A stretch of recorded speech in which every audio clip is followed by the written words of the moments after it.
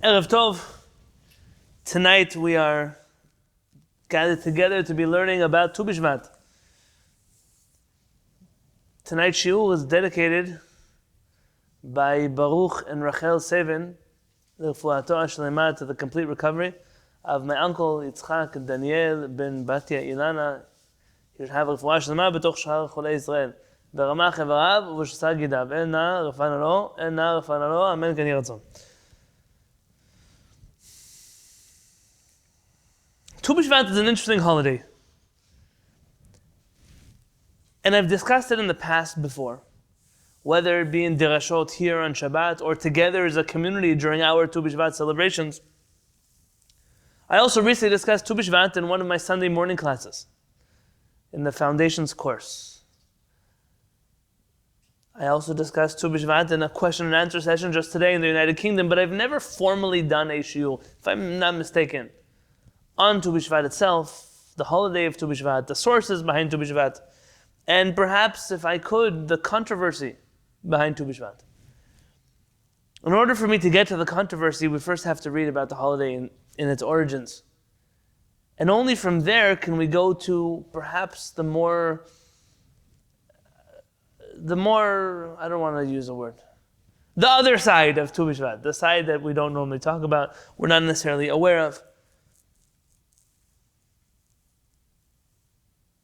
We have to start somewhere. So tonight we're going to start in the writings of Rabbi Chaim Halevy. We're starting a dangerous shiur because tonight's shiur, the first half of it, could very easily be extinguished by the second half of it. And it's our job as thinking members of a Beit HaMikdash to never allow one thing to inspire us so much and another thing to destroy our spirits so much. We have to learn how to be grounded, balanced people. Part of being grounded and balanced in a Beit HaMikdash is to take all kinds of information and for you to be the one to process it. Not for you to have something processed for you, but for you to be able to take in as many equations as possible, put them all together and not follow all of them together, but know how to extract from all of the information that you've been given whatever the truth for you needs to be in any given scenario. In the world of teaching today, in the Beit HaMikdash, unfortunately, nothing is different. People are taught not how to think, but what to think. I'm not even sure that thinking is part of the agenda anymore. Thinking is almost a thing of yesterday. Even the people who are teaching are not necessarily thinking about anything on their own. And it's a dangerous time that we're living in, where information is processed for us already. Forgive me for the example, but in the olden days, before people had baby food, so, mothers would chew the food and then spit it into a spoon and give it to their child to eat. Who would want to eat Torah that someone else has chewed and then regurgitated already? Now you see in the wild, there are birds that do that, all kinds of other animals that do that, but why on earth would you sign up for a regurgitated Torah from somebody else? Rather, your job is to gather and gather and gather information. And just like everything else, any other natural planting of a field, you gather, you sow, you plant, you wait, you water, sunlight, there's process, and finally only at the end you reap some kind of benefit from it. There are concepts that you'll study now, and they're not ready to be harvested for days or months or years. They're things that you have to sit on, they have to incubate inside of you. And I believe that's part of the teaching we discussed yesterday. Hevu metunim badin. Our rabbis instructed their followers, those generations that follow them. When you lead, make sure that you are metunim, you are slow to judgment. Don't be so quick to jump on anything. Be very cautious, calculated. Take in as much information as you can and reach the finest conclusion you can with the information that you have and the tools that HaKadosh Baruch Hu has given you. And this type of study is not found so much in the world today.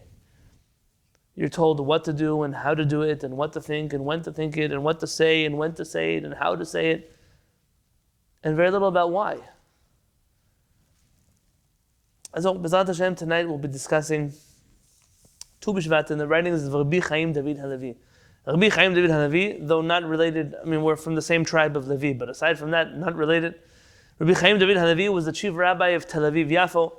He was a student, among others, of Chacham Ezra Atiyah, Chacham Ben Zion Meir Chai Uziel, Harav Avraham Yitzchak HaKohen Cook. He was classmates with Chacham Ovadia Yosef, Mordechai Eliyahu, Chacham Tzion Levi, Rabbi Tzion Abba Shaul, and other great giants of his time. And he writes the following words in his entry on Tu Bishvat. On page 338 in the PDF, in the middle of the page.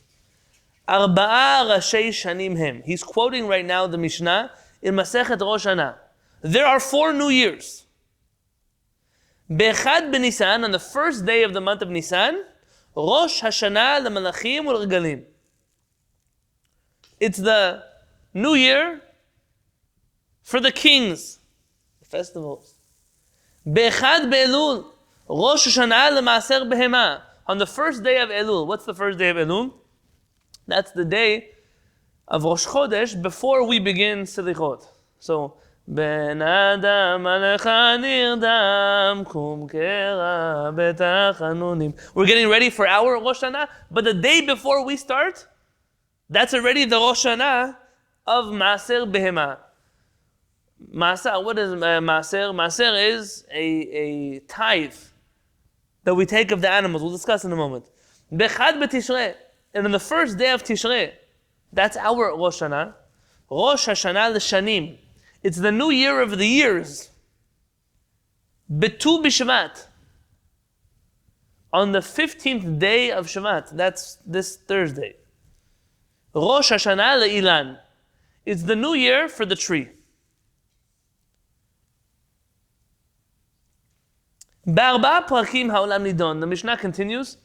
And there are 4 times in which the world is judged. Bepesach ala tivua. On Pesach, we are judged for the produce. Ba'atzeret al perot ha'ilan. Which is atzeret? Very good. On the fruit trees. Berosh Hashanah. On Rosh Hashanah, Kol ba'e or ha'olam ovrin lefanav kivnei maron. On Rosh Hashanah, that means our Rosh Hashanah. Everyone passes in front of a Kadosh Baruch Hu. Interesting, this word kivnei maron is actually much debate, especially in contemporary scholarship, where its source is, where does it come from? Is it really even a Hebrew word? But let's just translate it traditionally from what I've understood it to mean, kivnei maron, like sheep that are lined up in front of their shepherd. Now, or like soldiers who are lined up in a war. There are some Roman side effects to this word, maybe some Greek ones, I'm not exactly sure. Everyone has a different understanding. Uvachag nidonin hamayim. And on Chag, what is Chag? Holiday? Yeah, the holiday. Which holiday do we know as Chag, the Chag? Sukkot. V'samachta b'chagecha v'hayita ach sameach, right? Really, those are not one pasuk, right? Samachta b'chagecha, many words. V'hayita ach sameach, all the way at the end of the pasuk. Now we elaborate. Chamisha Asar b'Shvat, on the 15th day of Shvat, Rosh Hashanah le'ilan. It is the new year for the trees. What does it mean that a tree has a new year? Does the tree now go dress in white? And then I'll put on a talit and achot ketana tefiloteh. Is that what the trees? What's happening? Rosh Hashanah le'ilanot. What's going on in Rosh Hashanah of the trees? Puts on a new coat of leaves and flowers. Okay, Zev, that's a creative mind. Puts on a new. Is it white though? That's the question. Are they white leaves and flowers? The almond, if it's a Shiviti, it is. Don't touch it. White flowers. Okay, that's very good. That's true. So there's a practical halachic ramification of the trees. Hu linyan maaser perot. This has to do with the tithing of the fruits. She'en maaserim me'ele shechantu kodem shvat, al ele shechantu le'achar shvat. Those fruit trees, by the way, chanata is a word that I couldn't get an exact English definition for you. Maybe someone can help me out. This word has the same root as chanita, which is also embalming, and that's not what it means at all. It's from the moment in which the trees Someone help me out here. Khantu, give me a good English word.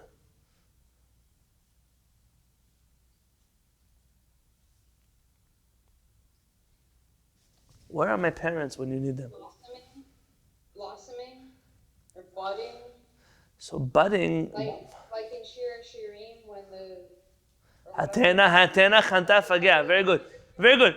Yeah, very good. Okay, very good. So that's what happens in the fruit trees. Those that, I'm just going to say blossomed, even if it's not. Those that blossom last year, meaning before Tu Bishvat, and those that blossom this year, after Tu Bishvat, they can't be bundled together. When you give your tithes, you can't give from last year and this year. The cutoff date is Tu Bishvat, is the 15th of Shvat. Whatever it was, anything that's from this week is this week. Starting Wednesday night already, that's already a new year. That's what it means, Rosh Hashanah Le'ilan. Kagatuv, like it says in the Torah, Aser ta'aser et kol tevuat zarecha hayotze hasadeh shana shana. The Torah tells us that you must tithe, aser ta'aser, surely tithe, all of the produce every year. She'en ma'asrim mishana achat and chaverta. And we learn from there that every year, meaning every year, has its own maaser. There's no rollover maaser. Remember those days when you had rollover minutes on your cell phone? You had a certain amount of minutes you could use every month, and some plans allowed you to take your 200 minutes from last month and roll them over to this month. You can't do that when it comes to ilanot. When it comes to the trees, you have no rollover minutes. What was last year is last year, what is this year is this year. And therefore when we say Rosh Hashanah Le'ilan, this is what it means. It's a Rosh Hashanah, it's a cutoff date. It's the beginning or end, depending how you look at it, of one year and the beginning of the next. Umat Ta'am Chodesh Mat Hu Rosh Hashanah Le'ilan. Ask Rabbi Chaim David Halevy, for what reason is Shvat the new month of the fruit trees? I mentioned this today in my class, and some people were confused. Ho'il v'yatzu rov gishmei shana. This is the wrong time of year to start a new year for fruit trees. Anyone who's familiar with agriculture, at least of Eretz Yisrael, at this time of year, most of the good rains have already fallen. We're on our way out of the rainy season. שכבר עבור רוב ימות הגשמים שהוא זמן רביע ועלה השרף בעיננות ונמצאו הפירות חונטים מעתה. Already at this point the rains have stopped, the sap begins to go up in the trees, the חניתה process has begun. נמצא, it turns out שראש שנה נקבע בזמן חניתת הפירות החדשים וכל הפירות, on page 339, שחנתו לפני כן, ניזונו מגשמי שנה שעברה. It turns out that all the fruits that begin their chanita process now are all those who received their sustenance of rain from last year. Uperot shechatu mikan ve'elach, and those fruits that continue from here on out, nizonu m'gishmei shana zo. They are nurtured by the rains of this year. Chanatat ha'pri hu reshit hithavuto, hotzaat pri katan. The Meiri explains that this blossoming, what does it mean when you see flowers on the fruit tree? What does it tell you? When you see a flower on a fruit tree? Very good, the fruits are coming. The fruits are coming. That's why flowers are the sign of the redemption. Because it's not yet redemption, but it's telling you that right behind this flower is coming a fruit. So when you see this little bud, now you know that it's time for the new fruits to come. Me'ata, so from here we see, Barur, it's clear, Shekol chashivut yom zeh, that the only importance that this day of Tu Bishvat has, hu b'hitchadshut hateva shechala bo, is in the rejuvenation of nature that happens in it. It's a natural thing that happens here. Legabei pirot eilan, in regards to the fruit trees. Meaning nothing happens here in terms of Rosh Hashanah and songs. All that happens is a technical time that's connected to agriculture. V'lachen nikra Rosh Hashanah, and therefore it's called the new year. Upashut shemitam zeh hu yom chagigi. And it's obvious that this day is a happy day le'ovdei adama, for those who are in the field of agriculture.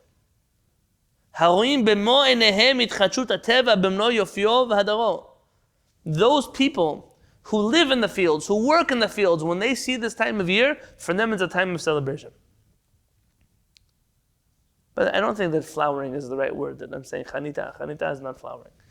Flowering we do soon, in Nisan, when the trees begin to flower. Someone is going to get me a good word for Chanita in English. So here, look at the footnote in 7. Rabbi Yosef, you don't have a Hebrew-English Mishnah over there? I do not, no. You do not. Does Sepharia have a Hebrew? Budding or something? Sepharia have a Hebrew-English Mishnah? I'm sure they do, yeah. Yeah, they do. Someone will get a mitzvah for finding it for me. Look at footnote 7. Writes Rabbi Chaim the following words. Rabim he'iru, many have noted, she'en kol mashma'ut chagigit Tu Bishvat, that there is no celebratory atmosphere, there's no meaningful celebration on Tu Bishvat. But when I was in yeshiva in Baltimore among the Ashkenazim, Tu Bishvat was nothing. Tu Bishvat was a day that they didn't say Tachanun in the morning prayers. Maybe in a good year they had some raisins in breakfast. They offered you raisins and maybe some figs or something like that. I don't know if figs have bugs, maybe something else. They offered us some kind of dried fruit, and that was Tu Bishvat. Zeu. Nothing else. You didn't hear Tu Bishvat, nothing else. This day has no actual celebratory significance. וזה נכון מנקודת ראות גלותית. Here, Rabbi Chaim David Halevy is going to level a very serious accusation, which at the second half of the shiur, I'm going to argue with. But for right now, we're reading Rabbi Chaim David Halevy's book. Rabbi Chaim David Halevy says that this attitude towards Tu Bishvat, that it's nothing special, is an exile vision of this holiday. La'am sheno chai al admato. Only a nation that doesn't live in its land, that is not working the earth, can have this feeling that Tu Bishvat has no significance and no celebration to it.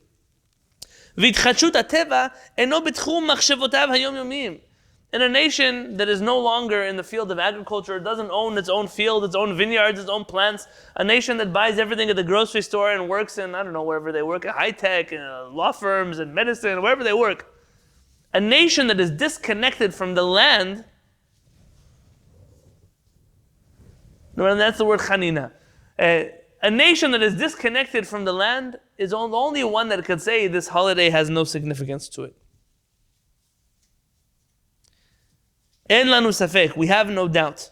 Shagam yom aleph b'Nisan, shu rosh hana lemlachim, that the first of Nisan, which is the new year of the kings, haya yom chagigi b'Yisrael b'tukufa b'malchu menachem b'Yisrael, that the first day of Nisan, which was the Rosh Hashanah for the kings, was a celebratory time in the days where the Jewish people had a king. It only stopped having significance when there's nothing to celebrate.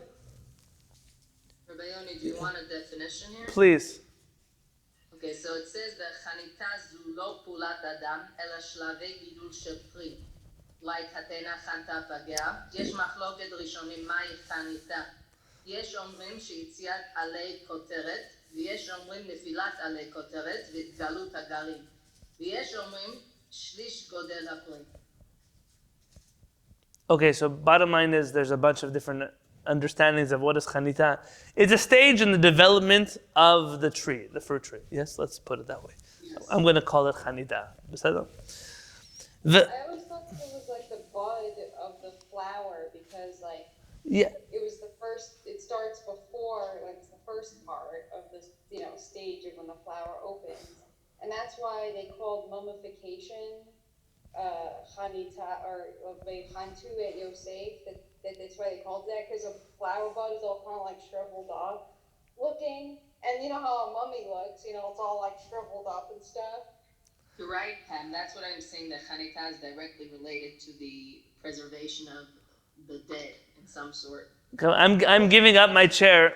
I'm giving up my chair to Pam and the Rabbanit. Please, I'm definitely giving mine to Pam. Today, when I was sitting here, they believe that the reason why they mummified their pharaohs is so that they could be reborn in whatever the afterlife or whatever. So they dried them up and stuck them in the ground. Very interesting. That's very interesting. So the idea of it was like a rebirth for them or something. Today, when I was sitting preparing the shiur, I was trying to come up with one English word that would work for chanita. And every time I could come to a definition, it always got back to embalming. Always got back to mummies and coffins and graves. I was thinking, so it's the same word. So why is it the same word? You just answered my question. Why it's the same word? Thank you very much. V'chen Aleph Elul. Chanita in Hebrew is a process of growing. It's nothing to do with the dead. It's both. Chanita, Ima, chanita is mummification in Hebrew. But we use it in Hebrew as well to say the process of growing thing. Both of them are in Hebrew. The question is, what is the connection between these two words? It's the same spelling. The meaning, they even have the same meaning according to what Pam is saying. וכן א' אלול היה יום חגיגי בתקופה בה חי העם על אדמתו חיים חקלאיים. And therefore the first of Elul was also a time of celebration when the Jewish people lived in their land and they celebrated agricultural holidays. כאשר לבשו כרים הצאן והעמקים יעטפו בר והיה זה יום ראש שנה למעשר בהמה ובמקום אחר הרחנו הרבה בעניין זה ואין כאן מקום להאריך. And this was another holiday. He says, I've discussed this elsewhere, but the bottom line is, according to Rabbi Chaim Halevy, it's not that later generations invented these holidays, but rather when the Jewish people lived in an organic setting of a Jewish people living in a Jewish homeland with a Jewish nation, with an autonomous government, the Jewish people had what to celebrate on each of these holidays. We're dealing with the Jewish people who are in some form of exile mode. And because of that, the connection to the land, to Tu Bishvat, to the trees, to kingdoms, all of that has fallen by the wayside. But it's not a theory. Amen. You'll find very often, there's maybe, I don't want to tell you a number, dozens and dozens and dozens of holidays in the Jewish calendar that originally existed in Am Yisrael that none of you celebrate, myself included. I'm not talking about one or two, I'm talking about 20, 30, 40, I don't know how many I'm talking about. Fast days, celebratory days. Back to the top of the page. בתקופה בה חי העם על אדמתו, היה יום חג גדול. In the days in which the Jewish people lived on its land, this was a day of celebration. ודאי הוא ששום יום מראשי השנים הנ"ל אינו יכול להשתוות לאחד בתשרי. Of course, none of these days can be compared to the Rosh Hashanah, the real Rosh Hashanah. מפני שזה קבעה אותה תורה ליום טוב מקודש. Torah Yom Tov Kodesh, because the Torah establishes that not just for Rosh Hashanah, but the Torah says that the first of Tishrei is a Mikra Kodesh Yelachem. It has a whole definition of holiday, a real holiday. אבל אין הם נופלים בחגיגיותם מבחינתם כראש שנה אף שאינם יום טוב מקרא קודש. But just because these other 3 new years are not Yamim Tovim in the traditional sense, does not mean that they lack some kind of celebratory spirit, which we observed in previous generations. אמנם אחד ניסן ואחד אלול לא השאירו שום רושם באומה. The first of Nisan and the first of Elul seem to have not left any imprint on the Jewish people. Lo ken Tu Bishvat. This is not the same as Tu Bishvat. שזכה לכך למרות הגלות, which merited to still be celebrated in the Jewish people despite our exile. את הסיבה לכך, the reason for this, says Rabbi Chaim Halevy, יש למצוא בחיבוב ארץ ישראל. You can find this in the love the Jewish people have towards the homeland of Eretz Israel. שכן דווקא אחרי הגלות גברה ערגת העם למולדתו. That it was specifically after we were exiled that the Jewish people's yearnings, the pains of wanting Eretz Israel, the desire of Eretz Israel, that's when it really kicks in. You only realize that you want something when you lose it very often. Absence makes the heart grow fonder. When a person loses something, they then value it. All the time that we were living in our land, we didn't appreciate it as if when we were exiled from it. And therefore, says Rabbi Chaim Halevy, the love the Jewish people had for Israel was connected to Tu Bishvat, and the Jewish people managed to not just celebrate Tu Bishvat, but to give it significance even though they were in exile, maybe because they were in exile. And even the fruits of Eretz Israel were given extra weight and extra praise in the Jewish community. וכיוון שט"ו בשבט קשור עם פירות האילן, and because Tu Bishvat is connected to the fruit trees, גוף הארץ ממש, that's the earth itself, זכה להתקדש בתודעת האומה יותר מהיתר. It was able to survive and stay in the consciousness of the Jewish people more than the other days. אלא, rather, שערבוב התחומים המאפיין את א' בתשרי, but there's some kind of cross-contamination. You want to call it cross-pollination? It makes you sound better. Have you seen where the seawater and the fresh water meet each other? There's a word for that. There's a word for that type of water. I'll tell you, everything is slipping my mind right now. Brackish. Thank you very much, Del. The brackish water. Very good. There's two holidays that use the same words and they collided, creating some strange, unusual experience, which is Tu Bishvat. The whole feeling surrounding Rosh Hashanah, Shehu Baal Mashmaut Kfula, which has a double meaning, Yom Chagigi Ki Rosh Hashanah, we have the happy holiday of Rosh Hashanah, V'Yom Nora Ki Yom Din, and also the awesome day of a day of judgment, Kemvar B'Shtei Mishnayot Hanal, like we explained in the Mishnayot, meaning it's the new year, it's a celebration, but it's also the day of judgment. These two almost contradictory feelings that we have on the 1st of Tishrei in the Jewish New Year, garam li'irbuv gam be'ofyo shel Tu Bishvat. It created for some confusion also in the identity of Tu Bishvat.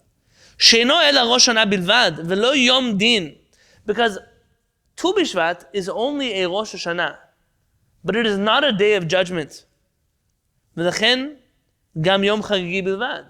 It's for that reason that Tu Bishvat is only a day of celebration, but not a day of judgment. You ever heard that the trees are judged on Rosh Hashanah? This comes from thinking that the Rosh Hashanah of the fruit trees has the same characteristic as the Rosh Hashanah of human beings. They are similar only in that they are New Years that are celebratory, but not New Years in terms of judgment. Shmo keRosh Hashanah hitbiya ba'ofi shel Yom Din shelo b'tzedek. The name Rosh Hashanah of the trees has unjustly given it the characteristic of being a day of judgment. וכבר נמצאו מחברים ופייטנים שחיבו תפילות ופיוטים של בקשות להצלחת פרי האילן ופריינו. And you already have many poets and composers in the Jewish people, historically, who wrote all kinds of songs blessing the fruit tree and praying for good judgment for the fruit trees. Because this became this brackish water of Tu Bishvat is not sure really what its identity is. וברור שיש כאן ערבוב מושגים. It's apparent to anybody who studies about Tu Bishvat that there is a crossing over of ideas that don't belong with each other. שהלא יום דין לאילן הוא עצרת. Because the day of judgment of the trees is in Shavuot. In the same Mishnah that told the Tu Bishvat, it says there is a day of judgment for fruit trees. When is that? In Shavuot, not now in Tu Bishvat. So the Tu Bishvat trees, nothing happens to them in terms of judgment this Wednesday night, Thursday. אלא שתפילה ובקשה אינם יכולים להזיק מעולם ואומרם אינו מפסיד. He says, nonetheless, prayers can never hurt, and if you want to pray for the trees now, it'll never hurt. You can also pray for them now. This attitude of it can't hurt, I was discussing this with my wife earlier today, the attitude of it can't hurt has its own problems. But essentially, this is going to be the attitude that many Chachamim have towards Tu Bishvat, and we're almost getting to the second half of the shiur. ובתוקף היום Tu Bishvat יום חגיגי פסק מרן, and because Tu Bishvat is a happy day, Maran rules the following things. Look on page 340. The first halacha, now he's switching over to halachot. Aleph, ציבור שביקשו לגזור תענית שני וחמישי ושני. A community that wants to fast on Behab, Monday, Thursday, Monday, a traditional Jewish fast. Upaga b'tanit Tu Bishvat, and one of those Monday, Thursday, Mondays falls out on Tu Bishvat. Hatanit tinche לשבת הבא, כדי שלא יגזרו תענית בט"ו בשבט, שהוא ראש שנה לאילנות.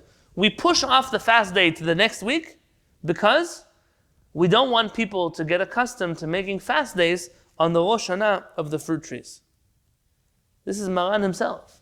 So Maran was quoting the Mordechai. He understands that Tu Bishvat is such a happy day that you don't fast on it. Next, Bet, and Halacha Bet, Maran writes the following. Nahagu, the custom is. So not a law. But the custom is, I was wondering who was trying to break into my car.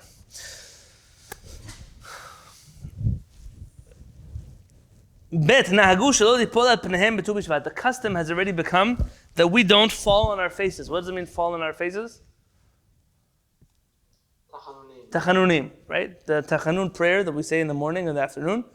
The custom is not to do that on Tu Bishvat. Shu Rosh Hashanah Lilanot. This is the new year for the fruit trees. Now, Sephardim today don't do really tachanunim falling down on our face. Ashkenazim still do, and many Sephardim do also. Yemenites still do, but most Sephardim that are familiar with don't. For those Ashkenazim among us who do Nifilat Apayim, I ask you please not to do this one. This is like the pondering professor. He does this. That's not a tachanunim. Tachanunim is to fall on your face, mamash, on the table, till the whole body falls. This is just, I don't know what it is actually. I'm not sure to tell you what it is, but it's not tachanunim. That much I can tell you. In Halacha Gimel, Rabbi Chaim Halevy writes the following words. Ach kmo b'mikrim acherim, like many other places. This is already Rabbi Chaim Halevy's own words. Gadol koach haminhag mikoach hadin. The strength of customs are stronger than the strength of the law. Umahuto shel Tu Bishvat bizmanenu kshura b'misibot kodesh chagigiyot. And even though Maran only says two things about Tu Bishvat, you don't fast and you don't say Tachanunim. That's all Maran says about Tu Bishvat. But Tu Bishvat has taken on a life of its own. And today there are all kinds of celebrations, holy celebrations, feasts that are made on Tu Bishvat. Bahem to'amim mikol minei perot. People taste from all kinds of fruits. Uvichud me'ele shenishtabcha behem Eretz Yisrael. And they taste especially from the 7 fruits that Eretz Yisrael was praised for. Betziruf amirat psukei Tanakh, where they say all kinds of verses from the Tanakh. Pirkei Mishna, chapters of the Mishna. Ukta'ei Zohar hashaychim lechol pri, and all passages from the Zohar that are connected to those fruits. Kamvo'ar besefer Chemdat Hayamim u'pri et hadar, like is found in the book Chemdat Hayamim and Pri et hadar. Rabbanit, I left it on the table, but somewhere in front of you, I have in a plastic sheet protector a little booklet that's Pri et hadar. I don't need it this second, but when you find it, please show it to us. So Rabbi Chaim Halevy says, this holiday has taken on a life of its own, beyond the Shulchan Aruch. And this is the second half of tonight's shiur. Let's read. This next quote, in page 340 in Halakha Daled, is going to be the first and last time I probably will ever read to you something from the book Chemdat Hayamim. So let's read it, and we'll talk about it in a moment. This is a direct quote from Chemdat Hayamim. Chemdat Hayamim is a book that was printed in Turkey by Rabbi Yaakov Israel Al-Ghazi. The exact year of its printing, I don't remember offhand. Actually, I'll tell you, I did print out the first cover page of it. Somewhere around 1730, 1731, in that area, in Turkey. It was published anonymously, which always leads to problems in the Jewish community. Oh, you found it. Oh, that's it. Okay. That's the book Pri et hadar. Keep it next to you because that's an old edition of it. Yeah, you see the book Pri et hadar? Okay. It's a little pamphlet. So now I'm quoting to you from Chemdat Hayamim. Pri et hadar, Rabbi, do you want to read what it says there on the Pri et hadar pamphlet? I didn't write it. The person who owned it before me in the 50s wrote on it. What does it say? What they wrote on the sidebar? Yeah. They wrote Sefer Zehu dash Perek Michendat Hayamim, and then they write in parentheses, I believe, Ayin Tu Bishvat. Okay, very good. So the sidebar, somebody wrote, the book Pri et hadar is just an excerpt from the book Chemdat Hayamim on Tu Bishvat. So it's not really his own book, it's just an excerpt and then published separately. So now let's read Chemdat Hayamim together and I'll tell you what the big fuss is all about. Says Chemdat Hayamim, Minhag Tov, it's a good custom, leholchim betamim, to those who walk humbly with Hashem. Leharbot beperot be'etzem hayom hazeh, to increase their intake of fruit on this day. Velomar divrei shirot v'tishbachot alehen, and to say all kinds of songs and praises to HaKadosh Baruch Hu on them. Kasher inhagti lechol hachaverim asher imadi, like I instituted for all of my colleagues and friends that are with me. So the anonymous author of Chemdat Hayamim says, this custom is something that I perpetuated. I'm the one who put it through, and I convinced all the people around me to celebrate. Vim ki b'divrei kidvei harav, And even though in the writings of the rabbi, that's for any Kabbalist, that's the Arizal, Lo nimtza min hagzeh, there has been no mention in the writings of the Arizal of this custom. Mikol makom ledati, but yesterday I mentioned this, I told somebody, they told me Tu Bishvat is an ancient Kabbalistic custom of the Kabbalists of Tzfat. I said ancient, it's not Kabbalistic, it's not, and from the Kabbalists of Tzfat it most definitely is not, because the Arizal, who is the Kabbalist of Tzfat, didn't know about this holiday. At least not this way. Mikol makom ledati tikun niflahu benigleu v'nistar. Says the author of Kehillat Hayamim, nonetheless, this holiday, even though the Arizal didn't write about it, is a tremendous tikkun. It is a tremendous fixing in the world, both in the hidden Torah and the revealed Torah. Ki nehuva beYerushalmi, it's quoted in the Talmud Yerushalmi. Yishmeu anavim v'yismachu, those who are humble should hear and be happy. Amar Rabbi Ibon, Atid Adam latet din v'cheshbon al shara minei megadim v'lo achal. A person will give judgment to HaKadosh Baruch Hu over all the things, the good foods that they saw and they did not eat. There's a mitzvah to taste, to enjoy from everything in HaKadosh Baruch Hu's world that is permissible. Rabbi Elazar haya matzmit le pritin v'achid bohon michol milah chada b'shata. He translates into Hebrew. Rabbi Elazar chasach prutot. He would save coins. V'kana v'achal michol min tzemach pam b'shana. And he would eat from every type of plant and vegetable and fruit that he could every single year, just to make sure that a year didn't go by where he didn't enjoy everything he possibly could from HaKadosh Baruch Hu's world. What does it have to do with Tu Bishvat? Absolutely nothing. But the author of Kehillat Hayamim says, listen, it's a good time to do this. In the Talmud, the rabbis were particular to make sure they indulge in this world and to eat from those things. And therefore it's a big tikkun, both in the hidden Torah and in the revealed Torah. By the way, there's a famous Rabbi Morgenstern. I don't know him, he's a Mikubal, I believe in Israel, an Ashkenazi Mikubal. And he was asked why there's no mention in the Kabbalistic writings about Tu, but not even in the Zohar, about Tu Bishvat and the importance of Tu Bishvat and the Seder Tu Bishvat. And his answer was, and for those Kabbalists among us, I'm not one of them, is that Tu Bishvat is all about Tikkun Yesod. It's about fixing the Sefirah of Yesod. And Yesod is hidden, it's a private thing. And because it's hidden, it was hidden, even the Kabbalists hid it from other people. It's not my field. If I quote it now to you from Kehillat Hayamim, I'm just going to continue. That piece was from the Kehillat Hayamim. This next piece is from Maran Khabib. You know who Khabib is? Khabib. You heard of this name? Look in the footnote, 13. Maran Khabib v'herich sham me'od v'gam beno b'sefer v'ochiach Avraham. So this rabbi's name is Khabib, and he had a son named Avraham because he wrote a book called V'ochiach Avraham. This author is one of the most prolific Sephardic authors who ever lived. I would venture to say that about 90% of his books are still unpublished. If I were to tell you, he wrote maybe 100 books, maybe. And his sons, each one of them wrote 30, 40 books.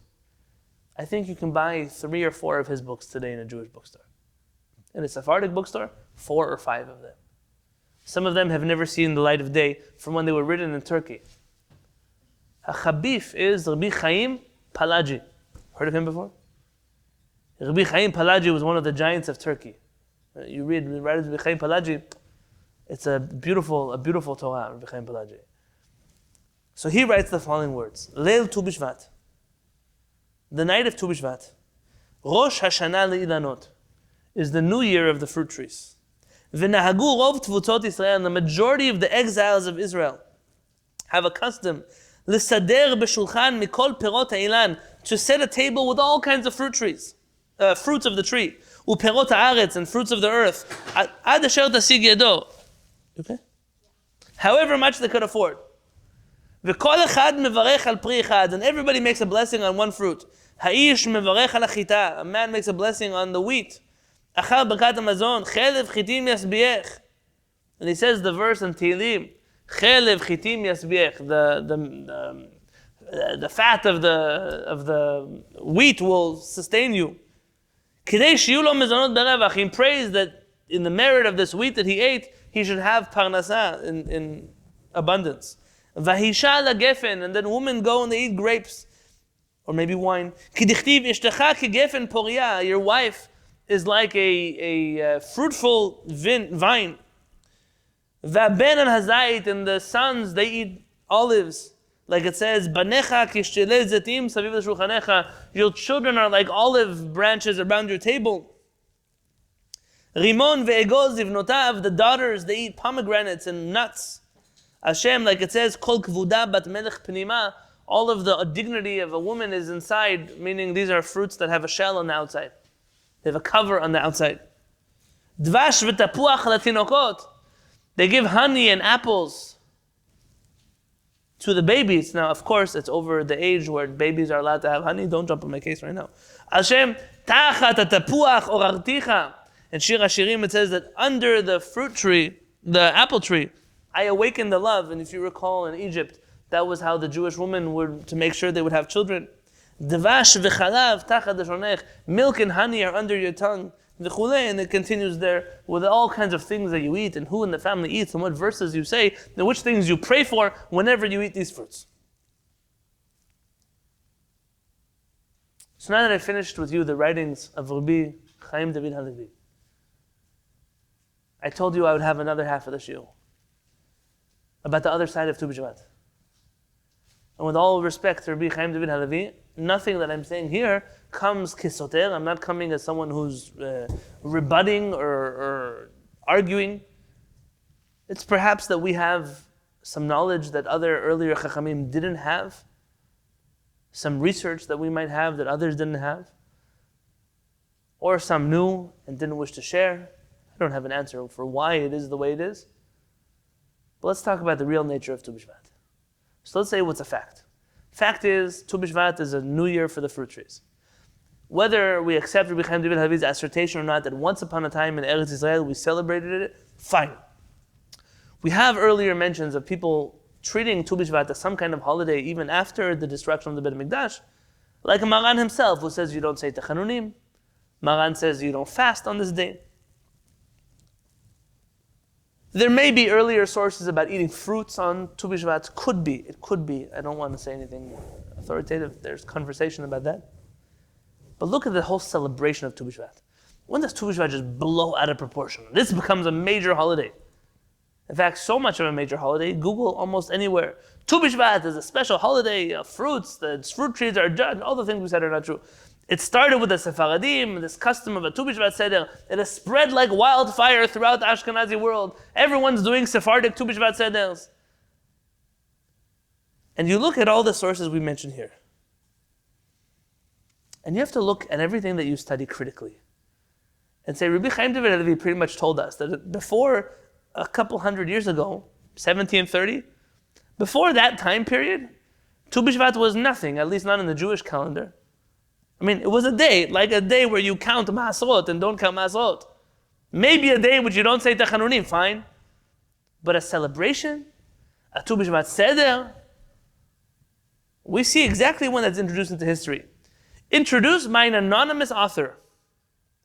Printed by a rabbi in which country?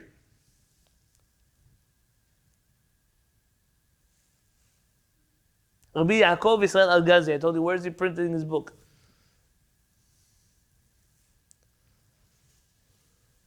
One of you were listening. Did you say it was Turkey? Very good, Turkey. Pam. Somebody was listening. You know, when I tell you names of rabbis and their history, now it's not Musar, I'm just sharing with you something. When I was in yeshiva, I took a Jewish history class. Why? How much Gemara can you study? So I took a Jewish history class. And the rabbi who taught us Jewish history was the expert in Jewish history in the yeshiva. And I was sitting in one of his classes, and he made this claim. He said, you know, Sephardim had many, many rabbis until the Spanish Inquisition, the expulsion from Spain. And after the expulsion from Spain, you know, aside from the Shulchan Aruch, until Rabbi Ovadia Yosef, Sephardim had no rabbis. And he said the Torah moved from the countries of Spain over to the countries of Ashkenaz. I remember sitting there in that class. I'll tell you, I was a San Diego educated Jewish young man. So what does San Diego educated mean? It Means I know a lot about English, and maybe not anymore, right? He had me with the brackish waters, I already forgot. I did well in math, I was in the science fair. But if you were to sign me up for a Judaism fair, I would have failed. That's what a San Diego Jewish education is. What am I going to tell you? That's the fact. You want to argue with it, argue. That's a fact. And so I find myself here knowing intuitively that what the man is saying is not true. But he's the Jewish history expert. I'm not. When I approached him about it, he said, don't get so offended. What I'm trying to do is inspire the young Sfardis. By the way, Sephardi is like a frog, I just want to clarify this. I'm just trying to inspire the young Sephardis. Also, they should grow up, even though they don't have a history of Talmidei Chachamim, they should grow up to be like Rabbi Yosef. Okay, I guess that's one way to inspire people, that's one way to do it. I made it my mission with the limited resources that I had in this yeshiva to start researching as many names of Chachamim as I possibly could. As many names, and it doesn't make a difference what, I wrote them down. Little notes, who they were, where they lived, what years they lived, some key teachings they taught, some names of their books.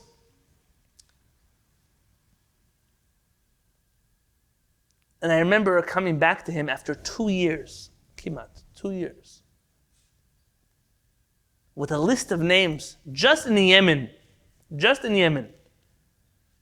of Avot Batei Din, of Rashi Yeshiva, of Poskim. And I brought it to this rabbi. He takes a look at the list, and he says, well, I never heard of them. I remember thinking to myself, so just because Art Scroll didn't write a biography about them, that means they didn't exist? And ever since then, I made it a mission. When I hear a name of a Chacham, to write it down, to make a note. Whatever you can, even a little insight here or there. Don't rely on your memory. It's not going to work. Don't assume you'll hear it again somewhere. One day you'll be wishing that you remember that Chacham. And I'll tell you what else it does for you. It connects all the dots. All of a sudden you realize one Chacham, the reason they said something there in the generation, who are their classmates, who are their teachers, who are their students. You start to map out a picture of the Jewish people. It led me into a hobby that I've been exploring in my own personal life of the Ashkenazi Talmidei Chachamim that the Ashkenazim don't want you to know about. But being that that's not my personal war to fight, I'm not fighting it. But there's some beautiful, precious Ashkenazi Talmidei Chachamim that the Ashkenazi world are hell-bent on making sure you will never hear about. And so you can let people censor Judaism. It's convenient to have a narrative where 500 of the most creative Sephardic years of history are erased from the Jewish people. Because what are you going to leave for all the modern rabbis? If Rav Soloveitchik wasn't the first one to preside over a yeshiva that had a secular studies education, then he's not going to be the father of Torah U'Mad'a. If Rav Hirsch wasn't the first rabbi to dream up the idea of combining a secular lifestyle with a religious one, who's going to be the father of Torah Im Derech Eretz? If Rav Kook is not the first rabbi to be able to be both religious and Zionist, as if there's some kind of contradiction, then who's going to be the father of religious Zionism? The list goes on. This is a problem. It's a problem because hundreds and hundreds of years before these things became problems and people created the problems and then they invented the solution and glorified themselves for it. With all due respect to the tzaddikim that I mentioned, there were people who already did this a long time ago. You're about to delve into the world of Turkey, which is the headquarters of Sephardic Jewry at this time. The Turkish Jewish community, one of the most glorious communities on earth. Among the Sfaradim and Ashkenazim. The Ashkenazim would travel to Europe, from Europe, to study Torah in Turkey. Chacham Tzvi, the famous Chacham Tzvi, the father of Rabbi Yaakov Emdin, who calls himself Chacham Tzvi. For which reason? Because he himself views himself as a Sephardic Chacham. Yeah, he may be Ashkenazi, he goes back to Ashkenaz. That's where you start to find in his Bet Midrash opposition to the custom of Kitniot on Pesach. Why does an Ashkenazi rabbi care so much about Kitniot on Pesach? You'd care if you were raised in Turkey also. Your parents send you to yeshiva in the headquarters of the world of Torah, and you find yourself back in Europe and nobody's eating beans or rice. You'd also wonder why they're doing it. Why does he call himself Chacham and not rabbi, like every other normal rabbi on earth? Start to piece together pieces to a puzzle, a beautiful puzzle. The rabbi of Rabbi Yaakov Yisrael Al-Ghazi, he had a Sephardic rabbi, but he also had an Ashkenazi rabbi. His first name is maybe Rabbi Yaakov HaKohen. I don't want to say Yaakov, but for sure his name was Harav HaKohen Rappaport. Chacham Rappaport was one of the giants of the Sephardic community. I'm talking to you in the 1700s. He was one of the giants of Chachmei Sfarad. What kind of last name is Rappaport for a Sephardic Chacham? He wasn't born in Turkey. His family came to Turkey. Maybe he was born. I actually don't know where he was born. But his family was a family of Ashkenazim that came to Turkey. He made his way as one of the greatest teachers of Torah in the Sephardic tradition in Turkey. Many of the Chachamim of that generation were his direct students in the ways of Sfaradim. There was a cross-pollination of Galuyot happening in Turkey all the time. But Turkey is famous in the 1700s for a more unfortunate episode. So we mentioned also another rabbi, Rabbi Chaim Palaji. I told you, where does he live? He's in Izmir. He's in Izmir. Izmir is? He's in Turkey also. In Turkey. What is going on in Turkey in the 1700s? Very good. A man by the name of Shabtai TV. Shabtai TV, who is the false Mashiach of the Jewish people. He claims himself. Actually, he doesn't claim only himself. You know, every good Mashiach needs a prophet, right? So he gets a prophet. His famous prophet is none other than a man by the name of Natan of Aza, or Nathan of Gaza, as he's known. Natan of Aza was known to be a tremendous Talmid Chacham. In fact, he was a student of none other than Rabbi Yaakov Chagiz, who is the Sephardic Rosh Yeshiva with a secular education inside of his yeshiva. And just for the record, many of Chachmei Israel came out of that yeshiva. The fact that yeshiva was so intense that the joke would be that those students didn't know what anything outside of the yeshiva looked like. They were locked in that yeshiva all day and all night. You never wanted to leave. There was no reason to leave. All of the wisdoms of the world you could find in the yeshiva. Natan of Aza finds his way to be the prophet of the false Mashiach, Shabtai Tzvi. Shabtai Tzvi, I'm not going to give you a history class right now, but Shabtai Tzvi gets hundreds of thousands of Jewish people to follow him. They're enamored by his charisma. They're blown away by his wisdom. He's a personality. Whatever you want to say about him, you read the stories about him, he was a personality. A very unusual personality, but a personality nonetheless. And he wasn't afraid. He wasn't afraid to confront any rabbi who said he wasn't Mashiach. I mentioned to you a few weeks ago in a shiur, Rabbi Chaim ben Veneste. Rabbi Chaim ben Veneste, later that family in Morocco becomes Ben Benishti. You may be familiar with that name, Benisti. Rabbi Chaim ben Veneste leaves Yerushalayim to come to Turkey to fight against this false Mashiach Shabtai Tzvi. Until one Shabbat, Shabtai Tzvi breaks into the rabbi's synagogue with his followers. And in front of everybody, challenges Rabbi Chaim ben Veneste to a debate about whether he's the Mashiach or not.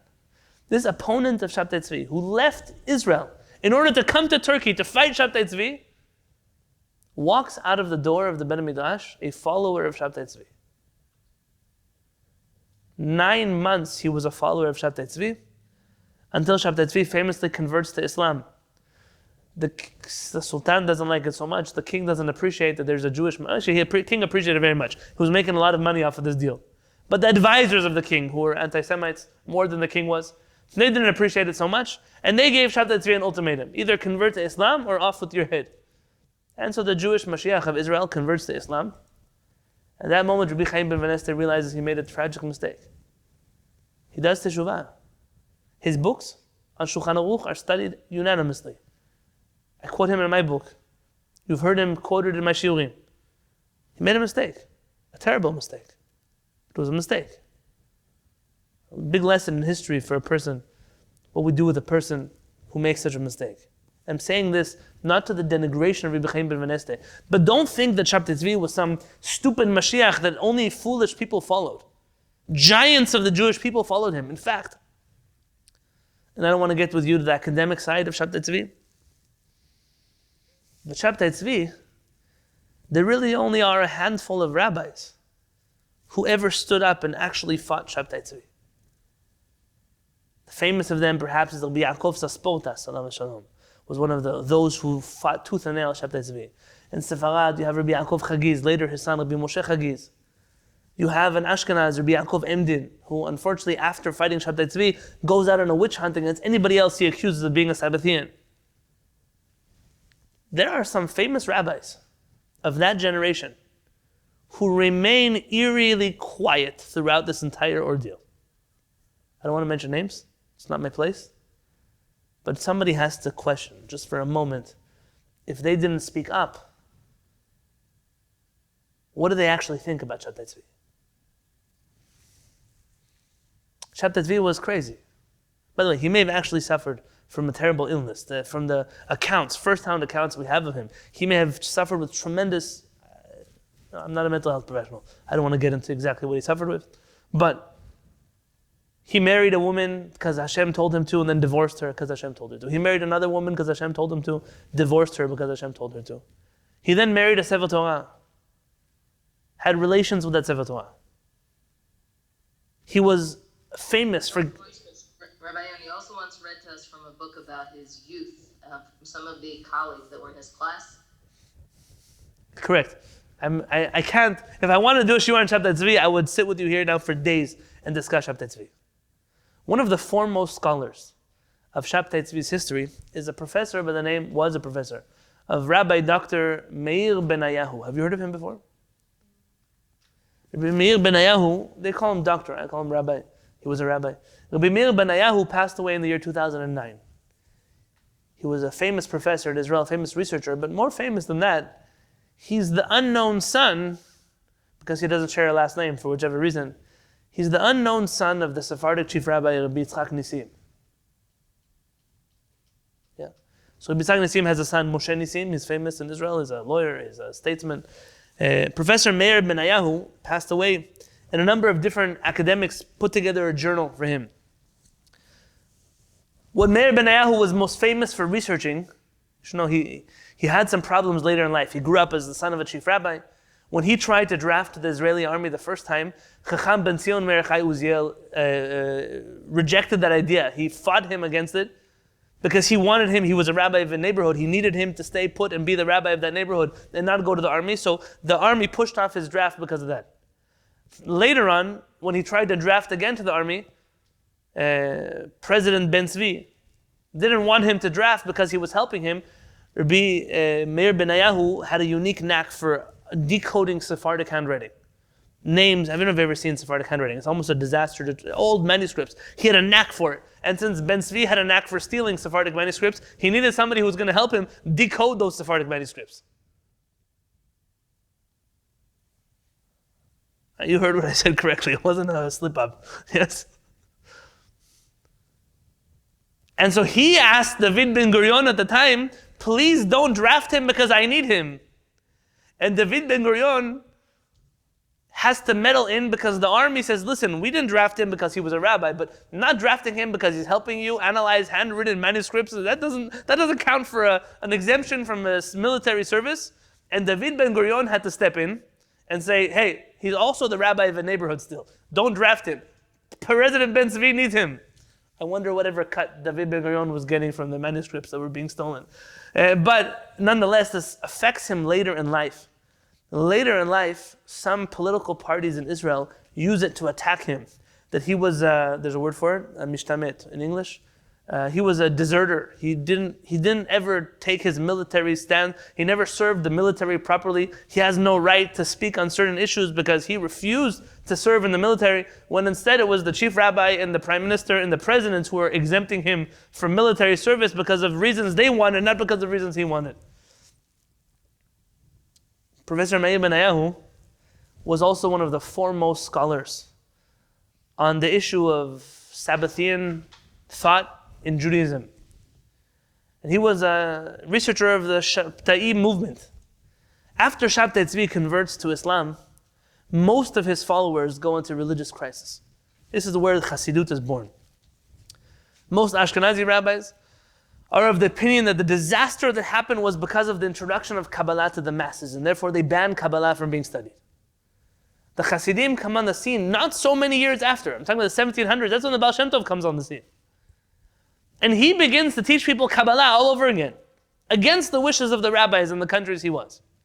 Now, Hasidim do a really good job at their marketing and telling people how they were persecuted and how they were such, they were poor, downtrodden individuals. They were persecuted for no reason. For no reason. For all you know, the rabbis of Europe were thinking that this is another Shabtai TV. Here's another charismatic miracle worker, another person who's causing the masses to follow him, who's teaching Kabbalah right and left in every corner, handing out amulets, telling stories, traveling with students, pilgrimages to him in Mezbush. You can only imagine what you would do if you were a rabbi there.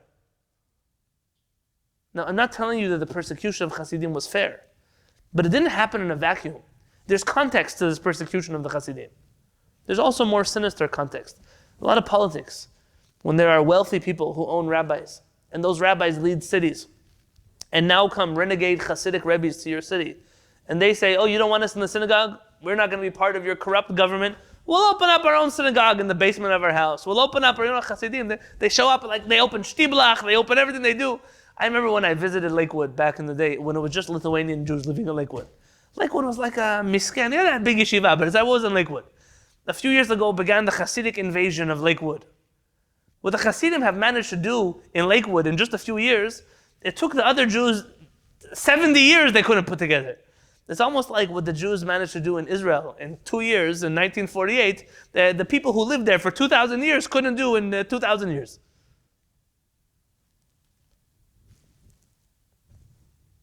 Professor Meir Benayahu, in his memorial journal, has an article, an academic article, research paper, done by Professor Boaz Haas, I don't know how to pronounce his last name, who researched the Sabbathian origins of the holiday of Tu Bishvat.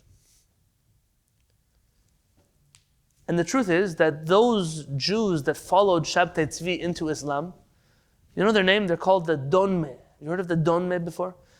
They are Muslim, Jewish Sabbathians. I have another word to use for you. I don't know how to there's some kind of hybrid faith of people. It's a very small group. It's not that many people left.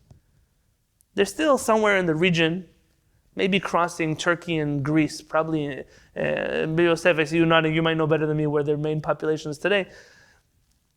The Donme are a very small and quiet group. But their national holiday is Tu Bishvat. That is their holiday. And on Tu Bishvat, they do all the things that Jewish people think that they do because it's a Jewish custom.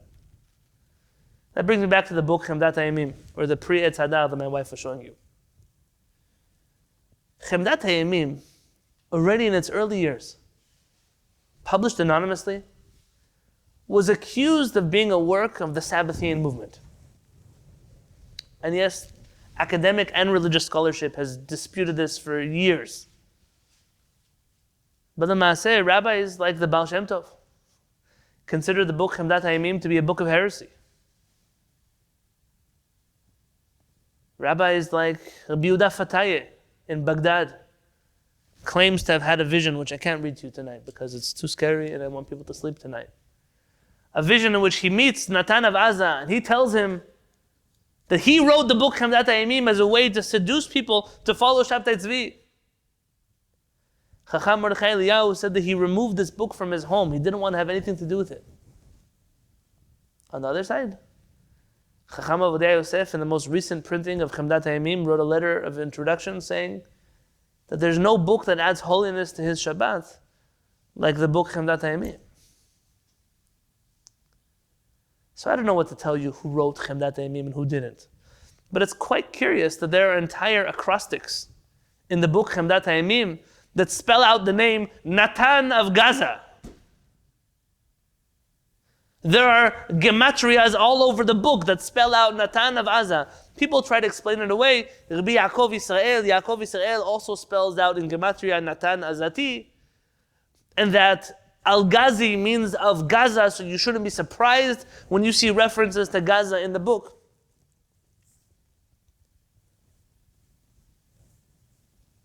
I am convinced, almost beyond the shadow of a doubt, that the book Chemdat HaYamim is a work written by the Sabbathian movement. If not by Natan of Gaza, then someone involved in that movement. By the way, the hands of the Shabtaim have edited many of our texts. There's a piece that's been going around. A piece that's been going around. I can't really share so much. A piece has been going around called Shivchei Ha'ari, the praises of the Arizal,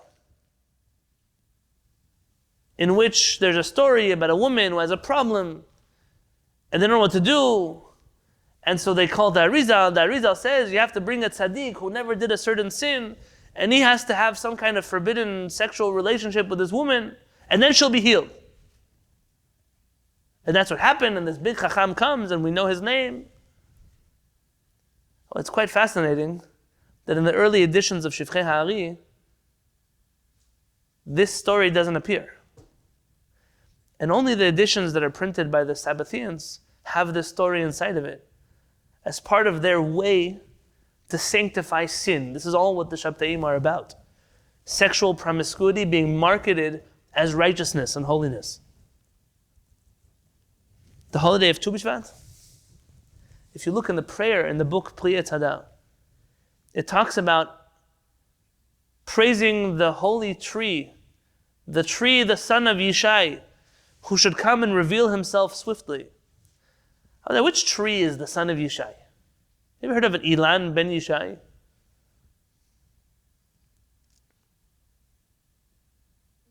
No. You probably didn't. Ilan Barilan? is a tree, the righteous tree. Who's the son of Yishai? David. Yeah, David. So when we say Yishai, who is Yishai that should reveal himself to the son of Yishai? Talking about the Mashiach. The Mashiach. Whoever the Mashiach is Ben Yishai. Who is the tree, the son of Yishai? If you look in all of Sabbathian literature, the Ilan HaKadosh, the holy tree, is none other than Shabtai Tzvi. Shabtai Tzvi is the holy tree. Ilan, by the way, why is that a name for Shabtai Tzvi? Bechol beti ne'eman hu. Hashem says about Moshe Rabbeinu that he is free, he knows, he's trusted in all chambers of my home, says HaKadosh Baruch Hu, about Moshe Rabbeinu. Bechol beti ne'eman hu. Tell me the last letter of the word Bechol.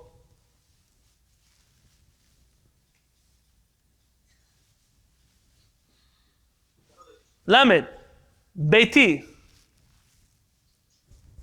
Shal Bechor. Lamed. Beiti. What's the last letter of Beiti? Yod. Yod. You. Ne'eman. Nun. No. Who? Aleph. Aleph. Those are the letters of Ilan.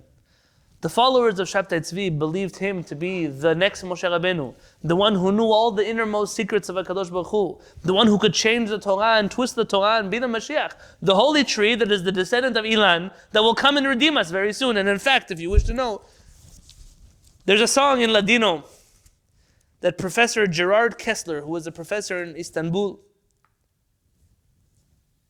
in the early 1900s, and then later when he passed away, his collection of books was transferred over to Harvard Library. He was given by a young Donme student a booklet of Donme prayers for Tu Bishvat. And one of the songs for Tu Bishvat is written in Ladino, but I don't know Ladino. Rabbi Yosef can help you later. It's translated to Hebrew as Kaveh Yisrael Lezot HaSimcha. The song of Tu Bishvat is, Yisrael, you should rejoice for this special celebration. By the way, this song has many stanzas, and between each stanza, you're supposed to eat one of those fruits, all of the fruits we mentioned earlier. Pomegranates and walnuts and things with shells and no shells, and the seed on the inside, the seed on the outside, all of those things that people do today. Kaveh Yisrael Lezot HaSimcha. Yearn the Jewish people for this celebration. Leshin Tzadi, Kinehu O Hayom. For Shin Tzadi, who is the light of the day. Who is Shin Tzadi? It's an acronym for who? Very good, Achanan. Shabtai Tzvi. Very good. Kol hakavod, Achanan. Shabtai Tzvi. Ima Halevy, you should be very proud of your son. El Etz HaChaim Otanu Yisa. He will take us back to the tree of life. Sham Zot Aliyah En Od Yirida. Once we go up, we will never have to come down again. This holiday of Tu Bishvat is a well-known Sabbathian holiday. And they tell you They tell you that Rabbi Moshe Chagiz, who was one of the warriors against Shabtai TV, he records that in his family they used to eat fruits on Tu Bishvat. He said in the name of his grandfather. I'm not willing to say this about his grandfather, but there are some records that show that his grandfather may have been one of the early Chachamim that was somehow connected to the movement of Shabtai Tzvi. I don't believe that to be the case. I believe it's a case of mistaken identity. And there is a Rabbi Moshe Galanti, who is a rabbi in Turkey, who he is a Sabbathian. I'm not certain it's the same Rabbi Moshe Galanti, but I have to do more research on that topic. Nonetheless, Rabotai, when you look at the story here, and you look at everything that surrounds Tu Bishvat, and you see there's no precedence of this, not in Halakha, not in the Talmud, not in the Mishnah. There is no precedence of a Seder Tu Bishvat, not even in the writings of the Mekubalim. So accept or don't accept Kabbalah, but even in their writings there's no mention of Tu Bishvat as a holiday of celebration. And the first time you start to hear about Tu Bishvat being a holiday of celebration is in Turkey, exactly the same year as the Shabtai Tzvi. And the only people who still celebrate Tu Bishvat, or not those still celebrate, those who really celebrate Tu Bishvat are the followers of Shabtai Tzvi, even once they have become Donme Muslims. You have to ask yourself a question. Is this a case of Shabtaut, of Sabbathian motives that are still prevalent in the Jewish people? And I know the time is, so I'm going to end the shiur now. And if you'll tell me, but maybe it's not, it won't be the first time. If you look in the Sephardic prayer book for the high holidays, there's all kinds of Yehi Ratzon prayers, which we skip in my community. But they're there, the Yehi Ratzon prayers. And those prayers come from the book Chemdat HaYamim. And the reason why Rabbi Ovadia Yosef left them in his Sidurim, he claims that he censored them and he went through to make sure there are no Sabbathian underpinnings. But even the verses like Chayil Bala Yakienu, all kinds of verses that have very deep Shabtai origins. They mean very big things in Sabbathian literature.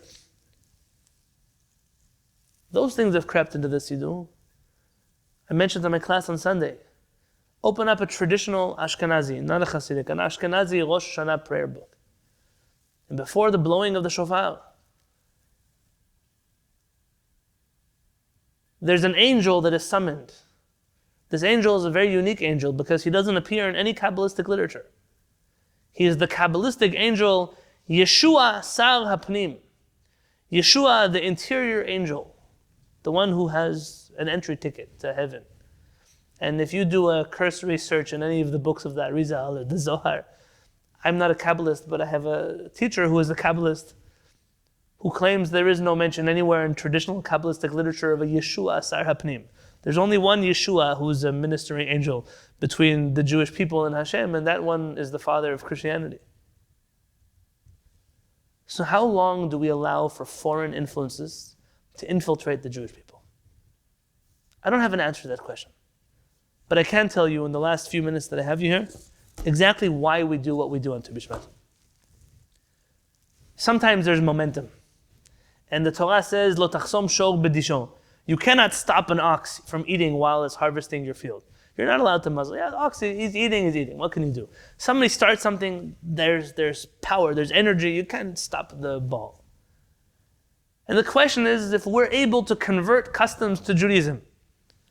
I believe you can. I believe that many things that we have in the Jewish tradition may be converted from outside of the Jewish faith. But in order to convert something to Judaism, we have to admit that it requires conversion in the first place. In order to make a Tu Bishvat Seder that is fitting the Jewish community and is holy and precious, we have to be willing to admit that there are elements of Tu Bishvat that we don't want to have in our Seder. And the way we do Tu Bishvat in our community, I recommend you, if you wish to do Tu Bishvat at home, the same way. We eat fruits, fresh fruits, dried fruits. We try our best to get fresh fruits from Eretz Yisrael. If we can't, then dried fruits from Eretz Yisrael. If you can't, then wine from Eretz Yisrael. That you can find almost anywhere. Something from Eretz Yisrael. To speak to your families and your children about the centrality of the land of Israel. How important it is for the Jewish people to be connected to Eretz Yisrael. If you can't get any of that, then at least from the 7 species of Eretz Yisrael. To thank HaKadosh Baruch Hu, to make brachot out loud. We take it as a moment, by the way, in our own community, to show people how to check fruits and vegetables for all kinds of insects. Some people get grossed out every year by our Tu Bishvat Seder, at the apricots and the figs and the dates, but it's a time to teach halakha, a time to sing songs to HaKadosh Baruch Hu. Because anytime you sing songs to HaKadosh Baruch Hu, you transform any meal into a Sudat Mitzvah. To speak about the redemption and the Jewish people yearning to go home. To speak about all the halachot that have to do with the land. To speak about personal growth, trees, planting, sprouting, things you need in order to perfect yourself in Avodat Hashem in the service of the Creator. You most definitely can convert something to Judaism. But I think that it's important always to remember that Judaism is not safe from influences of the outside. And that it's our job, la'amod ala mishmar, to stand and make sure the things that don't belong are taken out. The things that were taken out unjustly should be put back in. Tu Bishvat. Tu Bishvat is a special day. A rabbi is considered a special day. It could be that in the times that we were in our land, there was a day of celebration. So if you wish to celebrate it, reject the celebration of Shabtai TV and embrace the celebration that Chachamim would want. The celebration of our land, the celebration of our God, the celebration of our Torah, the celebration of all the good and the blessing that HaKadosh Baruch Hu has given to us in our lives. I think in this way we can teach everyone a story, a moral. And the moral is that there's nothing in the world that cannot be transformed into good. Even if its history is very dark. I can't force you to do it. I don't believe it's something that's required. But you can take something that others err in terribly, and you can turn it into something beautiful. You can turn it into a learning experience. And B'ezrat Hashem, we'll be able to accomplish that. But before we can accomplish doing teshuvah, the first step to teshuvah is to admit that we were wrong. And it's okay. It's okay to admit that even some of the greatest minds in our history were misled by Shabtai TV, and that's how we got the ceremony of Tu Bishvat. It's okay. It's okay to edit and to adjust and to fix. The whole purpose is one: to bring us closer to HaKadosh Baruch Hu, to bring us closer to Eretz Yisrael, to bring us closer to experiencing HaKadosh Baruch Hu in Eretz Yisrael with the coming of the righteous Mashiach. We don't want any more imposters. We don't want any more counterfeits. We don't want any more fakes. We just want to go home. B'ezrat Hashem, b'na'arenu v'zkenenu nilech. We'll go with our youth. We'll go with our elders. We'll go v'tolichenu mehera kumimiyut la'artzenu. We want to go back to Eretz Yisrael with our heads lifted up high, not sick from pandemics or from other diseases or from anything else that happens. We wish to go home standing up straight. And as the Paitan writes in the Yemenite song, Na'aleh le'artzenu b'shira v'zimra. We'll go up to the land of Israel with singing, with dancing, with rejoicing. B'ezrat Hashem, we should do that already this Tu Bishvat. B'ezrat Hashem.